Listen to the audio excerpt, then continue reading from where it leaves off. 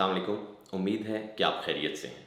अगर मैं आपसे ये सवाल करूं कि यूके, यूएस, ऑस्ट्रेलिया या कनाडा, इन ममालिक में आपका कोई जानने वाला, कोई दोस्त, कोई अजीज़ रहता है या रहते हैं, तो मुझे यकीन है कि आपका जवाब हाँ में होगा। और इसके बरक्स अगर यही सवाल मैं टर्की के बारे में आपसे करूं, तो मुमकिन है कि बहुत से लोग जो हैं उसका जवाब ना में दें कि उनका कोई जानने वाला, कोई रिलेटिव, कोई कज़न टर्की में बहुत साल से नहीं रह रहा, या हो सकता है कि कुछ अर्सा पहले भी वो किसी ऐसे शख्स को ना जानते हो जो टर्की गया हो या वहाँ रहता हो।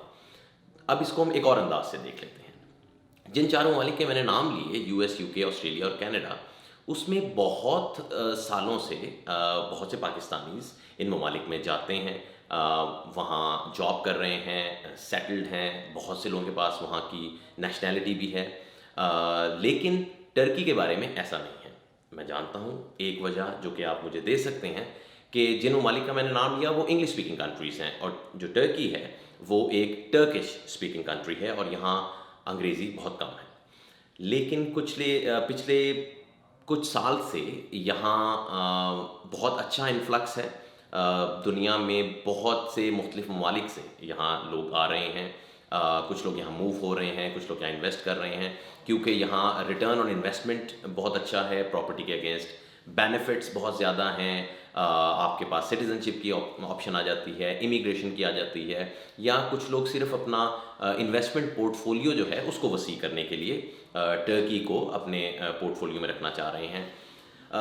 तो अब मैं जिस पॉइंट पे बात करना चाह रहा हूँ वो ये है कि इस इंफॉर्मेशन की कमी की वजह से, बहुत सी इंफॉर्मेशन ना होने की वजह से, जब कोई शख्स इमिग्रेशन, सिटीजनशिप या सिर्फ इन्वेस्टमेंट के लिए यहाँ आते हैं तो उनके बहुत से सवाल होते हैं।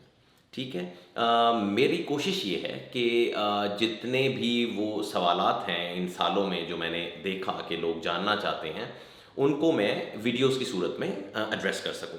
आज इस वीडियो में मैं दो एस्पेक्ट्स पे बात करूंगा, जो कि है एजुकेशन और हेल्थ केयर। सबसे पहले एजुकेशन की बात करते हैं, और एजुकेशन में स्कूलिंग। तो तीन कैटेगरीज हैं इसकी। एक है गवर्नमेंट स्कूल्स, और एक कैटेगरी आप कह सकते हैं private schools, and the third one is international schools. जो गवर्नमेंट स्कूल्स हैं उनमें फ़ी नहीं होती, वो हाई स्कूल तक यहाँ फ्री एजुकेशन है। सारे कोर्सेज, सारे सब्जेक्ट्स जो हैं वो टर्किश में पढ़ाए जाते हैं, और सिर्फ अंग्रेज़ी जो है वो अंग्रेज़ी में है। दूसरी कैटेगरी की तरफ जाएं जो कि प्राइवेट स्कूल्स हैं, तो प्राइवेट स्कूल्स में अगर आप देखते हैं तो उनमें यकीनन फ़ीस स्ट्रक्चर है, ठीक है, लेकिन मॉडल उनका भी वही है कि सारी चीज़ें, सारे सब्जेक्ट्स जो हैं वो टर्किश में ही पढ़ाए जाते हैं, और सिर्फ इंग्लिश में होता है।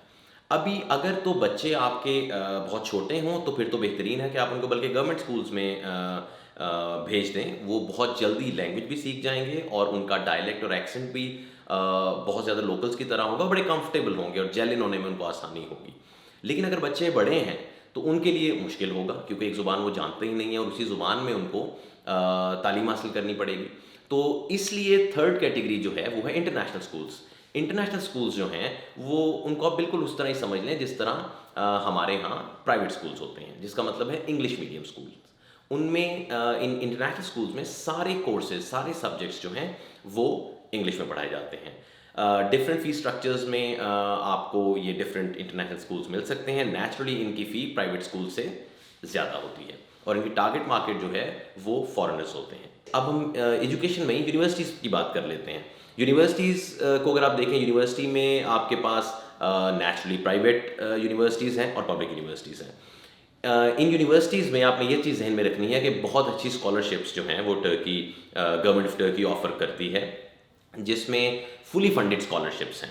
यानी इफ़ यू आर नेचुरली उसमें आपको कुछ टेस्ट से गुजरना पड़ता है, कुछ फॉर्म फिलिंग्स हैं, और जिस तरह बाकी ममालिक में मामलात होते हैं जब आप स्कॉलरशिप के लिए अप्लाई करते हैं। हम इन चीज़ों की डिटेल में नहीं जाएंगे, क्योंकि मैं आपको सिर्फ एक बेसिक इन्फॉर्मेशन देना चाह रहा हूँ। इन सब चीज़ों को, सारी जो इंपॉर्टेंट एलिमेंट्स हैं, कि वो आपको पता चल जाए।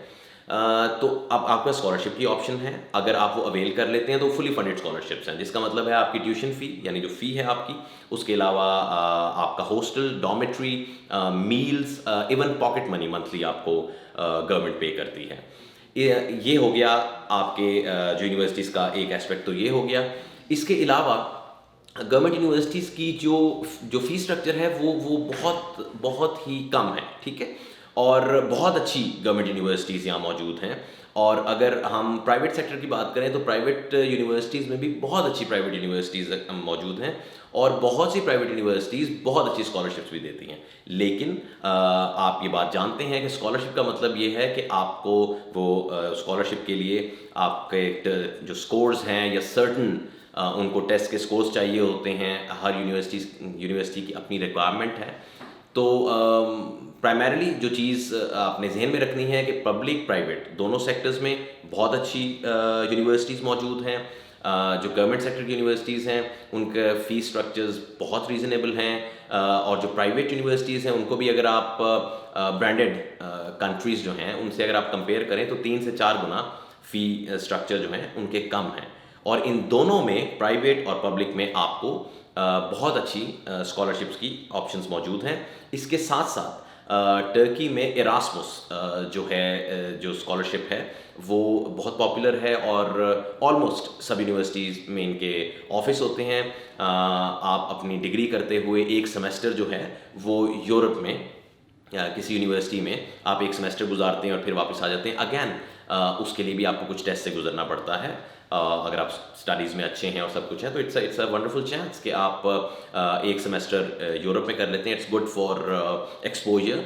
और इसके अलावा कुछ आर्टिकलशिप के लिए भी ऑप्शंस हो सकती हैं डिपेंडिंग कि आपकी डिग्री कौन सी है और आप उस डिग्री पे किस जगह पे हैं। अब हम आ जाते हैं दूसरी तरफ जो कि है हेल्थ केयर। हेल्थ केयर में जो गवर्नमेंट हॉस्पिटल्स हैं वो नेचुरली वो फ्री हैं, मेडिकल यहाँ फ्री है। लेकिन जो प्राइवेट हॉस्पिटल्स हैं उनमें आपको पे करना पड़ता है। अब जो गवर्नमेंट हॉस्पिटल्स हैं अगर उनके इंफ्रास्ट्रक्चर की बात करें या टेक्नोलॉजिकली उनको आप देखना चाहें तो आई वुड से कि वो दे आर क्वाइट गुड। अगर आप उन्हीं को इस्तेमाल करना चाहते हैं तो यकीनन आपको कोई मसला नहीं होगा। बट स्टिल अगर आप प्राइवेट की तरफ जाना चाहते हैं यू हैव टू पे। लेकिन प्राइवेट हॉस्पिटल्स के लिए आपके पास यहाँ आप प्राइवेट इंश्योरेंस खरीद सकते हैं। You can buy some good private insurances और आपके पास ऑप्शंस भी बहुत हैं उन इंश्योरेंसेस की। और ट्रस्ट मी अगर आप उसको जनरली अगर आप कंपेयर करना चाहते हैं कुछ और ममालिक के साथ तो उनकी जो प्राइसिंग है that is very reasonable. They really give you a great value for money. तो ये है मामला हेल्थ केयर का। और आप साथ साथ हमने एजुकेशन की बात कर ली तो हेल्थ केयर और एजुकेशन ये दो बहुत इंपॉर्टेंट पिलर्स होते हैं। बहुत इंपॉर्टेंट चीज़ होती है, ये चीज़ें हैं किसी की भी ज़िंदगी में। I wanted to share this basic information with you. I hope it can help you. Thank you very much. अपना ख्याल रखिएगा। अस्सलाम वालेकुम।